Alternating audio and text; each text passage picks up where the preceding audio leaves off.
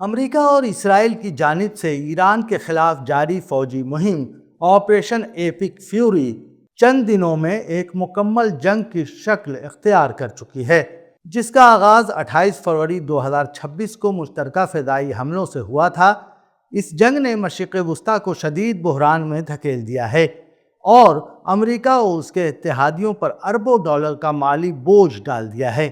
تحقیقی ادارہ centre for strategic and international studies کے مطابق پہلے 100 گھنٹوں میں ہی امریکہ کو تقریباً 3.7 ارب ڈالر خرچ کرنے پڑے، جبکہ امریکی think tank centre for American progress کے اندازے کے مطابق مارچ کے آغاز تک اخراجات 5 ارب ڈالر سے تجاوز کر گئے۔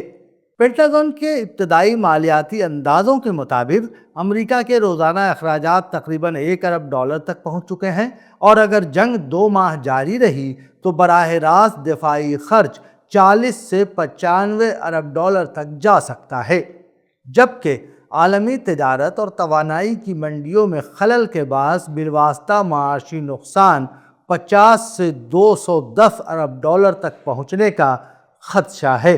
اسرائیل کو بھی بھاری اقتصادی نقصان کا سامنا ہے اور اس کی وزارت خزانہ کے مطابق جاری فضائی جنگ معیشت کو ہر ہفتے تقریباً 3 ارب ڈالر کا نقصان پہنچا سکتی ہے، جبکہ ہنگامی پابندیوں، کاروباری سست روی اور ریزرو فورسز کی طلبی نے اقتصادی سرگرمیوں کو متاثر کیا ہے۔ اس تنازع کے عالمی اثرات بھی نمایاں ہیں، کیونکہ دنیا کے تقریباً 20% تیل تجارت آبنائے ہرمز سے گزرتی ہے، اور کشیدگی کے باعث برینٹ کروڈ کی قیمت $100 فی بیرل سے تجاوز کر چکی ہے۔ ماہرین کے مطابق طویل خلل کی صورت میں یہ $150 تک جا سکتی ہے۔ اسی کے ساتھ شپنگ اور انشورنس اخراجات بڑھنے سے عالمی افراط زر میں اضافہ ہو رہا ہے۔ انٹرنیشنل مانیٹری فنڈ نے بھی خبردار کیا ہے کہ اس بحران سے عالمی معاشی نمو متاثر ہو سکتی ہے۔ خطے کے بعض اتحادی ممالک میں بھی اس جنگ پر تنقید بڑھ رہی ہے۔ متحدہ عرب امارات کے تاجر حنیف الجبتور نے امریکی صدر ڈونلڈ ٹرمپ کے فیصلے پر سوال اٹھاتے ہوئے کہا کہ اس نے خلیجی خطے کو ایک خطرناک جنگ کے دہانے پر لا کھڑا کیا ہے۔ ایران کے جوابی میزائل اور ڈرون حملوں نے خلیجی ممالک میں تشویش پیدا کر دی ہے۔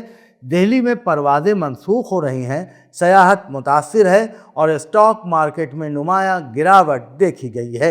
ایرانی معیشت کی مجموعی پیداوار میں 10% سے زیادہ کمی ہو سکتی ہے۔